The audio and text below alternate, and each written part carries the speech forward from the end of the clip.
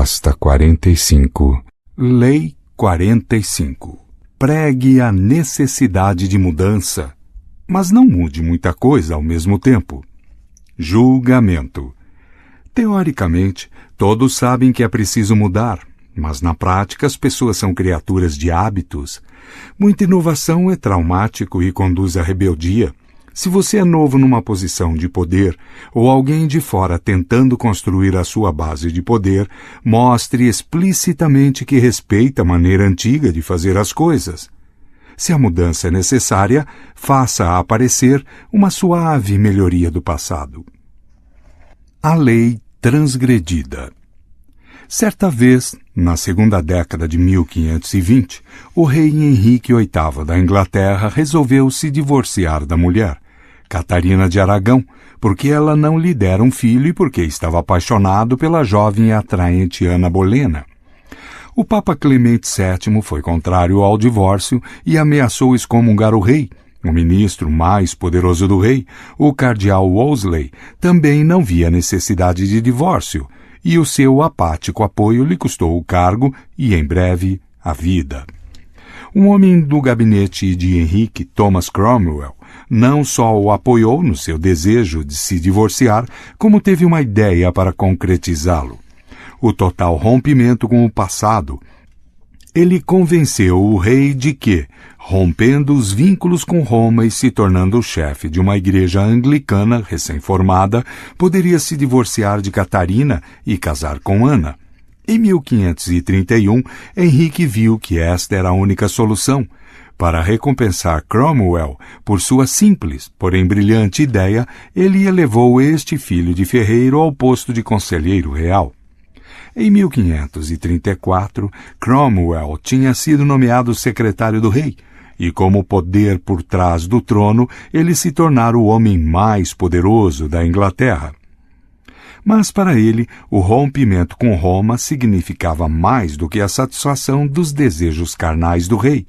Ele imaginava uma nova ordem protestante na Inglaterra, com o poder da Igreja Católica esmagado e as suas enormes riquezas nas mãos do rei e do governo. Naquele mesmo ano, ele iniciou uma avaliação completa das igrejas e mosteiros da Inglaterra, e o resultado foi que os tesouros e o dinheiro que as igrejas tinham acumulado ao longo dos séculos era muito mais do que ele tinha imaginado. Seus espiões e agentes voltaram com números espantosos. Para justificar seus esquemas, Cromwell fez circular histórias sobre a corrupção nos mosteiros ingleses, sobre o abuso de poder, a exploração do povo a que eles supostamente serviam.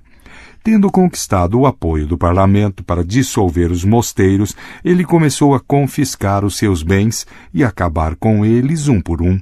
Ao mesmo tempo, começou a impor o protestantismo, introduzindo reformas no ritual religioso e punindo aqueles que insistissem em continuar católicos, chamando-os de hereges. Virtualmente da noite para o dia, a Inglaterra se convertera a uma nova religião oficial. O terror tomou conta do país. Algumas pessoas haviam sofrido sob a Igreja Católica, que antes das reformas era poderosíssima, mas a maioria dos britânicos tinha vínculos muito fortes com o catolicismo e seus confortantes rituais. Esses assistiram horrorizados a demolirem as igrejas, espatifarem as imagens da Madonna e dos santos, estilhaçarem os vitrais e confiscarem os tesouros. De repente, não existindo mais os mosteiros que costumavam abrigar os pobres, esses agora moravam nas ruas. A crescente classe de mendigos inchava ainda mais com os ex-monges. Coroando tudo isso, Cromwell cobrava altos impostos para pagar as suas reformas eclesiásticas. Em 1535, fortes revoltas no norte da Inglaterra ameaçaram derrubar Henrique do trono. No ano seguinte, ele já havia abafado as rebeliões, mas também tinha começado a ver os custos das reformas de Cromwell. O próprio rei não tinha desejado ir tão longe, ele só queria se divorciar. Agora era a vez de Cromwell assistir constrangido ao rei e ir lentamente desfazendo as suas reformas, restabelecendo os sacramentos católicos e outros rituais que Cromwell havia condenado. Percebendo que estava caindo em desagrado em 1540, Cromwell resolveu recuperar os favores de Henrique, fazendo um jogo arriscado. Ele encontraria uma nova esposa para o rei. A terceira esposa de Henrique, Jane Seymour, tinha morrido poucos anos e ele estava procurando uma nova e jovem rainha. Foi Cromwell quem a encontrou, Anne de Cleves, uma princesa alemã e, o mais importante para Cromwell, protestante. Sob encomenda de Cromwell, o pintor Holbein fez um quadro enaltecedor de Anne. Ao vê-lo, Henrique apaixonou-se e concordou em se casar com ela. Cromwell parecia ter caído de novo nas boas graças do rei. Mas, infelizmente, o quadro de Holbein estava muito idealizado e quando o rei acabou conhecendo a princesa, não gostou nem um pouco, e não era mais possível conter a raiva que sentia de Cromwell. Primeiro pelas reformas mal concebidas, e agora por lhe impingir uma esposa pouco atraente e protestante. No mês de junho daquele mesmo ano, Cromwell foi preso, acusado de extremismo protestante e de heresia, e enviado para a Torre. 6 semanas depois, diante de uma grande e entusiasmada multidão, o carrasco público lhe cortou a cabeça fora. Interpretação. Thomas Cromwell teve uma ideia simples. Ele dissolveria o poder e a riqueza da Igreja e lançaria as bases do protestantismo na Inglaterra. E faria isso num tempo impiedosamente curto. Ele sabia que as suas reformas aceleradas causariam dor e ressentimento, mas pensou que esses sentimentos desapareceriam em poucos anos. O mais importante é que, identificando-se com a mudança, ele seria o líder da nova ordem, tornando o rei dependente dele. Mas havia um problema na sua estratégia. Como uma bola de bilhar lançada com muita força, suas reformas geraram reações e contra-ataques que ele não imaginou que aconteceriam e não conseguiu controlar. O homem que inicia grandes reformas com frequência vira bode expiatório de todas as insatisfações, e a reação às suas reformas pode consumi-lo, porque as mudanças perturbam o mundo animal, mesmo quando são para o seu bem. Como o mundo é, e sempre foi, cheio de inseguranças e ameaças, nós nos agarramos a rostos familiares e criamos hábitos e rituais para torná-lo mais confortável. As mudanças podem ser agradáveis e até, às vezes, desejáveis, teoricamente, mas, se exageradas, geram uma ansiedade que provoca um tumulto interno que acaba vindo à tona. Jamais subestime o conservadorismo oculto do ambiente em que você vive. Ele é forte e entranhado. Jamais permita que uma ideia sedutora embote a sua razão. Assim como você não pode fazer as pessoas enxergarem o mundo da sua maneira, não pode arrastá-las para um futuro com mudanças dolorosas. Elas se rebelarão. Se a reforma é necessária, preveja as reações e descubra como disfarçar a mudança e adoçar o veneno. A lei observada. Jovem comunista na década de 1920, Mao Tse-tung compreendeu melhor do que os seus colegas as incríveis desvantagens de uma vitória comunista na China. Pouco numeroso, com fundos limitados, sem experiência militar e com um reduzido arsenal de armas, o partido não tinha esperanças de sucesso a não ser que se conquistasse a imensa população camponesa da China. Mas quem, no mundo, era mais conservador, com tradições mais enraizadas do que os camponeses chineses?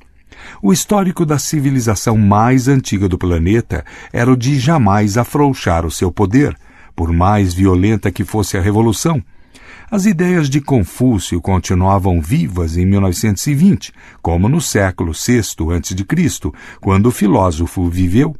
Apesar das opressões do atual sistema, o camponês chinês abandonaria os seus valores profundamente arraigados do passado pelo grande desconhecido, o comunismo? A solução, como Mao entendeu, envolvia um simples estratagema: revestir a revolução com as roupas do passado, tornando-a confortável e legítima aos olhos do povo.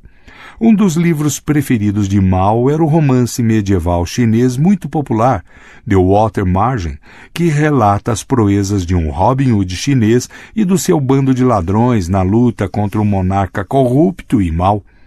Na China da época de Mao, predominavam os vínculos familiares, pois continuava firme a hierarquia confuciana de pai e filho mais velho. Mas The Water Margin pregava um valor mais alto, os vínculos fraternos do bando de ladrões, a nobreza da causa que une povos apesar dos laços de sangue. O romance teve uma grande ressonância emocional no povo chinês, que adora apoiar as vítimas da injustiça social. Repetidas vezes, portanto, Mao apresentou o seu exército revolucionário como uma extensão do bando de ladrões de The Water Margin, comparando a sua luta com o eterno conflito entre camponeses oprimidos e um imperador malvado. Ele fez com que o passado parecesse estar envolvendo e legitimizando a causa comunista. Os camponeses poderiam se sentir à vontade e até apoiar um grupo cujas raízes estavam no passado. Mesmo depois que o partido assumiu o poder, Mao continuou associando-o ao passado. Ele se apresentava às massas, não como um Lenin chinês, mas como um Zhuge Liang moderno, o estrategista da vida real do século III, que figura predominantemente no popular romance histórico, o Romance dos Três Reinos. Liang foi mais do que um grande general. Ele era poeta, filósofo e a imagem da firme retidão moral. Portanto, Mao se apresentou como um poeta guerreiro igual a Liang, um homem que misturava estratégia com filosofia e pregava uma nova ética. Ele se apresentou como um herói da grande tradição chinesa de estadistas guerreiros. Em breve, tudo nos discursos e escritos de Mao se referia a um período anterior da história da China. Ele lembrava, por exemplo, o grande imperador Qin, que unificou o país no século III a.C. Qin queimou as obras de Confúcio, consolidou e terminou a construção da Grande Muralha e deu o seu nome à China como Qin. Mao também uniu o país e buscou reformas corajosas contra um passado opressivo. Qin fora tradicionalmente visto como um ditador violento de breve reinado. O brilhantismo da estratégia de Mao foi inverter isso, simultaneamente reinterpretando Qin, justificando o seu governo aos olhos dos atuais chineses e usando-o para justificar a violência da nova ordem que o próprio Mao estava criando. Depois do fracasso da Revolução Cultural, no fim da década de 1960, surgiu uma disputa de poder dentro do Partido Comunista, na qual o principal inimigo de Mao era Lin Piao, antes seu amigo íntimo. Para esclarecer às massas a diferença entre a sua filosofia e a de Lin, Mao, mais uma vez, explorou o passado, deu ao seu adversário o papel de representante de Confúcio, filósofo que Lin de fato citava constantemente. E Confúcio significava o conservadorismo do passado. Mao se associou, por sua vez, ao antigo movimento filosófico conhecido como legalismo, exemplificado nos escritos de Han Fei-tzu. Os legalistas desdenhavam a ética confuciana. Eles acreditavam na necessidade de violência para criar uma nova ordem. Eles adoravam o poder. Para ganhar peso nessa luta, Mao deslanchou uma propaganda em nível nacional contra Confúcio, usando os temas do confucionismo em oposição ao legalismo, para incentivar os jovens a uma revolta frenética contra a geração mais velha. Este grande contexto encobriu uma luta pelo poder bastante banal, e Mao mais uma vez venceu as massas e triunfou sobre os seus inimigos. Interpretação. Nenhum povo teve uma ligação mais profunda com o passado do que os chineses. Diante deste enorme obstáculo às reformas, a estratégia de Mao foi simples. Em vez de combater o passado, ele tirou proveito disso, associando seus comunistas radicais às figuras românticas da história chinesa. entremeando a história da Guerra dos Três Reinos, na luta entre Estados Unidos, União Soviética e China, ele se colocou no papel de Shuko Liang. Assim como tinham feito os imperadores, ele aceitou o culto pelas massas, compreendendo que os chineses não funcionariam sem uma figura paterna para admirar. E depois de ter dado uma terrível mancada com o grande salto para a frente, tentando forçar a modernização do país e fracassando miseravelmente, ele não repetiu mais esse erro. A partir daí, mudanças radicais viriam vestidas com as roupas confortáveis do passado. A lição é simples. O passado é poderoso. O que aconteceu antes parece maior. O hábito e a história dão peso a qualquer ato. Tire proveito disso. Quando você destrói o que é familiar, cria um vazio ou vácuo e as pessoas temem o caos que virá para preenchê-lo.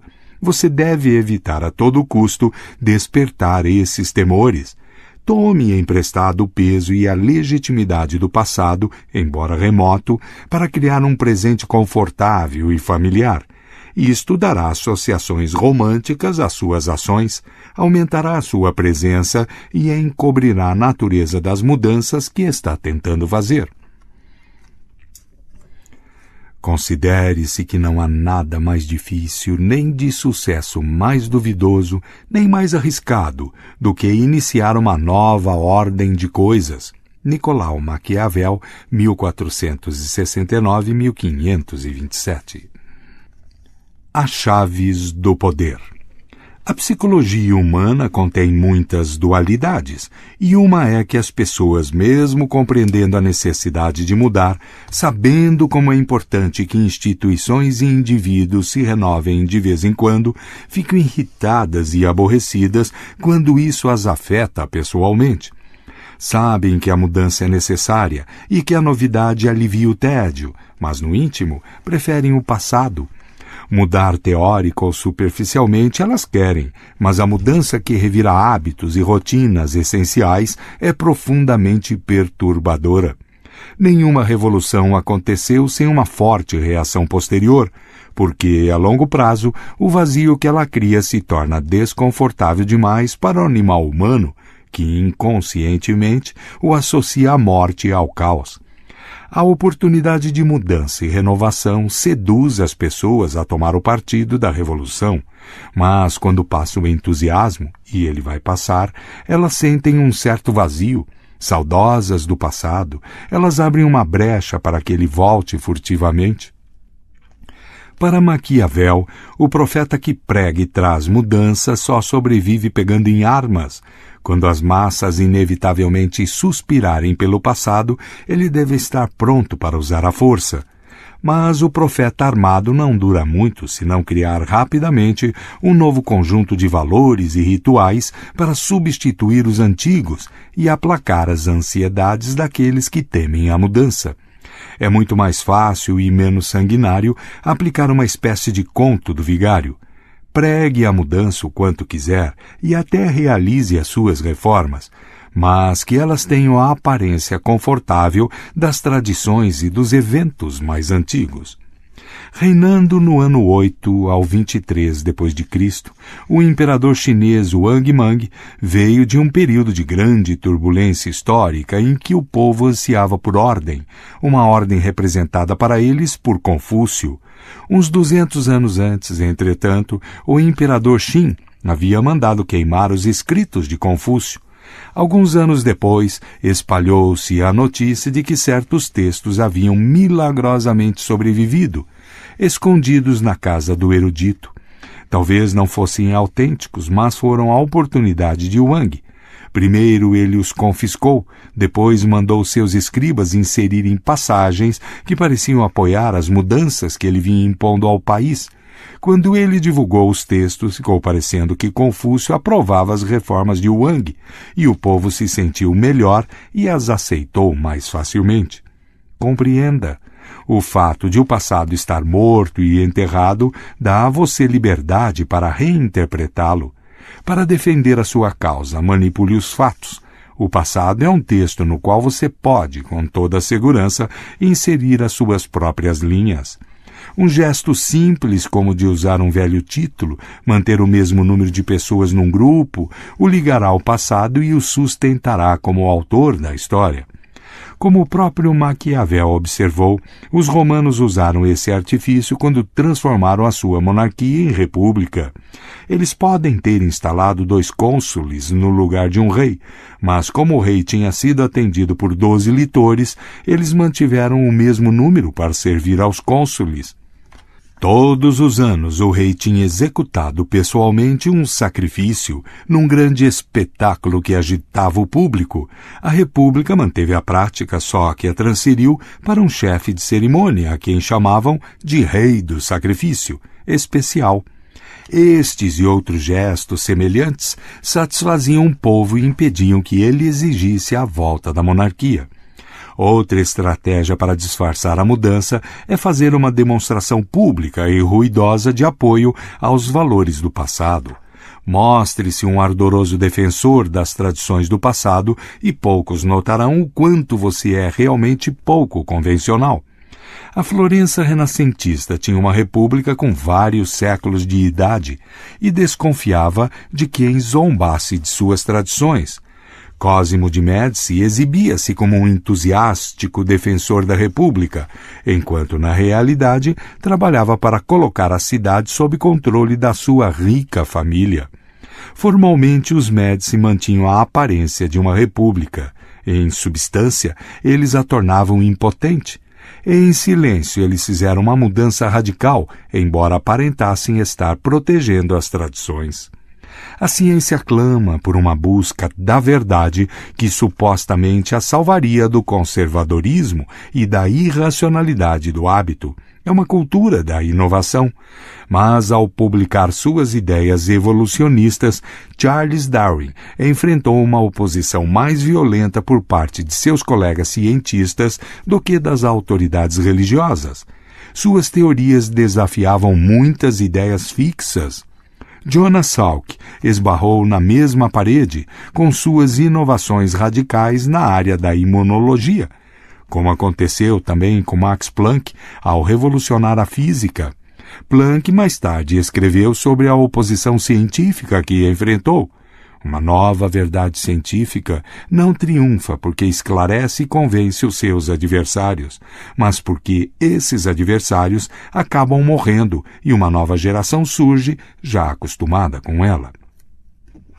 A solução para esse conservadorismo inato é fazer o jogo do cortesão. Galileu fez assim no início da sua carreira. Mais tarde ele ficou mais ousado e pagou por isso. Portanto, fale bem da tradição, mas só da boca para fora. Identifique os elementos na sua revolução que possam parecer estar baseados no passado. Diga as coisas certas, mostre conformidade e, enquanto isso, deixe que suas teorias façam o seu trabalho radical. Jogue com as aparências e respeite o protocolo do passado. Isso vale para qualquer área. A ciência não é exceção. Finalmente, pessoas de poder prestam atenção às tendências da época. Se as reformas que elas propõem forem muito avançadas, quase ninguém compreenderá, e isso vai gerar ansiedade e será irremediavelmente mal interpretado. As mudanças que você fizer devem parecer menos inovadoras do que são. A Inglaterra acabou se tornando mesmo uma nação protestante, como Cromwell desejava, mas para isso foi preciso mais de um século de evolução gradual. Cuidado com as tendências da época. Se você trabalha com um período muito tumultuado, o poder poderá ser da pregação a uma volta ao passado, ao conforto, à tradição e aos rituais. Por outro lado, em períodos de estagnação, jogue com as cartas da reforma e da revolução. Mas cuidado com o que você despertar. Raramente quem termina uma revolução é quem começou.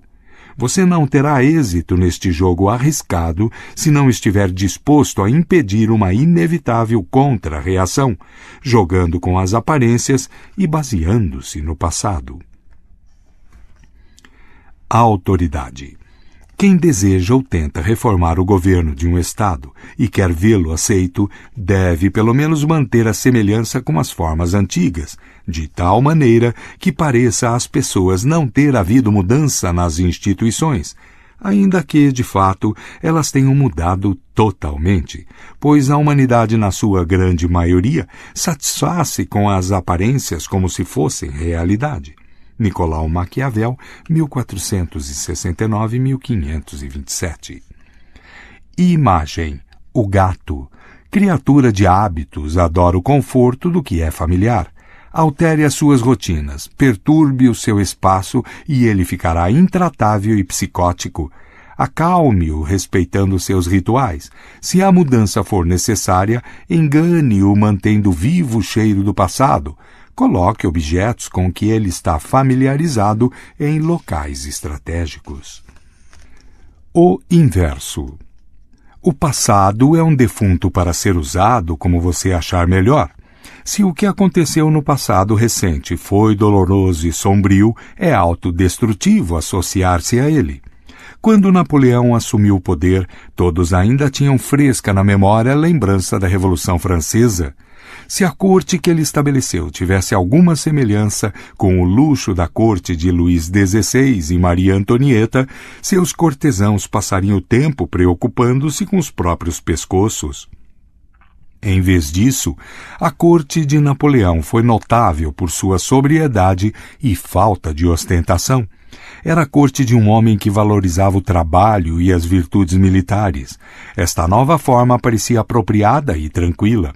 Em outras palavras, preste atenção à época, mas compreenda, se você fizer uma mudança ousada, deve evitar a todo custo a aparência de vácuo ou criará o terror.